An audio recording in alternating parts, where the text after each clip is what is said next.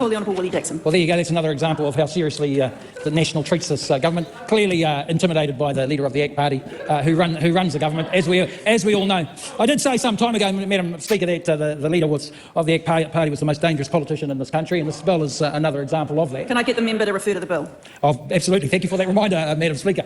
But this is all about, as the Minister knows, this is all about the ACT philosophy. So absolutely denounce this vile piece of legislation. Support all the kōrero from Māori Party and Green Party, and of course our main man on it, Duncan Webb. Excellent. Absolutely on the mark. The Regulatory Standards Bill represents, Madam Speaker, a dangerous and threatening assault on the values of this country, opening up legislation, as everyone has pointed out, to corporate influence. Those are, just in simple terms, those are David Seymour's mates. It's a fringe libertarian perspective that gives private ownership, as he well knows, a level of distorted supremacy to trump Māori values, Māori concerns, environmental concerns and community concerns. It's really sad that the Minister goes down this track. He likes to refer to his Māori background, but no one in his Māori background wants to refer to him. And they're not interested, Madam Speaker, in him at all, but he loves to quote his Māori background as it suits him, even though they want to throw him out of the tribe. Madam Speaker, the Waitangi Tribunal ruling that this extreme legislation they ruled that it should be immediately halted was born from concern that it was so far-reaching in its power and so over the top in its agenda that there was every way that it was going to breach the treaty.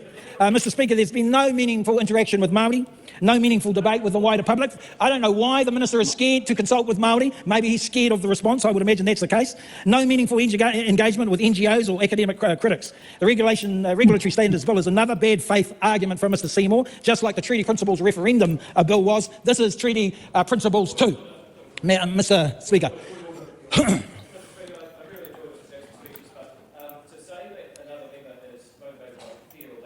Or that they are arguing in bad faith. So I believe are both out of order and not the kind of references that members should make in the House. Just in a change over the chair at the time, so I didn't entirely get all that. But Mr. Jackson, you should refrain from referring to any member of the House in the terms that have been described by Mr. Seymour. Under Mr. Speaker, and I know that Mr. Seymour's very sensitive, so I will refrain from that. I will refrain from that, him being so sensitive about things. No, just stop there. That's sort of like adding sort of a layer of insult. Okay. And, all right, I'll just continue. You know, I'm a very tolerant man when it comes to you, Mr. Jackson. Yes. So, okay, thank you, Mr. Speaker. What I was saying is this is Treaty Principles too. This is what our people are saying. This is what the brilliant Jane Kelsey, Mr. Speaker, the brilliant Jane Kelsey said. There's no real debate, there's no good faith engagement, just another trick, Mr. Speaker, for ACT to slip past the public before the public know what is happening. The Tribunal's urgent hearing on the impacts of the Regulatory Standards Bill on treaty rights is so damning that the Tribunal has ordered it must be stopped immediately, as Mr. Seymour knows, as its creation would challenge the treaty in a dreadful way. The Tribunal found that the Crown has breached the treaty principles of partnership and active protection by failing to meaningfully consult with Māori before Cabinet made decisions. Mr. Speaker, the Regulatory Standards Bill is really a David Seymour right-wing fantasy, as we all know. It will allow corporations to put their property rights ahead of our human rights. It would allow polluters to pollute no matter the environmental cost. It would allow the wealthy to dictate to the community, and it would allow corporate interest into the very heart of our democracy. I just want to know why Mr. Seymour hates working together with Māoridom in our own country, yet he falls over himself to allow corporations and their property rights inside Parliament. Mr. Speaker, what the general public don't know is that it's going to cost $20 million. This is not a nation for corporate elites to dictate their property rights to us, the Parliament of the people, Mr. Speaker. The New Zealand First should be ashamed of supporting this bill. I thought Winston Peters would oppose it, but they support good law. But the Regulatory Standards Bill is another bad faith law promoted for the few, not for the many, and New Zealanders will not accept this managing of our democratic values, so private property rights are promoted over our common good. We are citizens, Mr. Speaker, not clients. Nancy Lou. This will be good.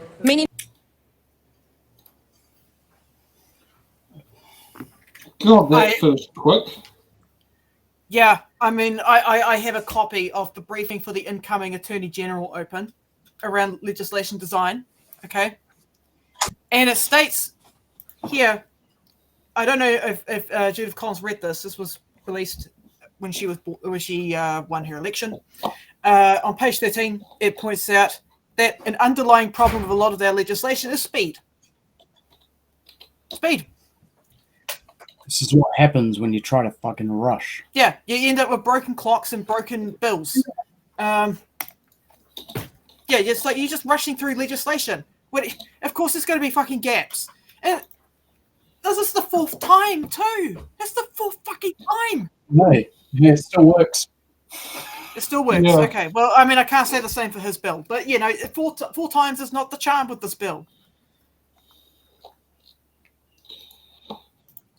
It's been me this month.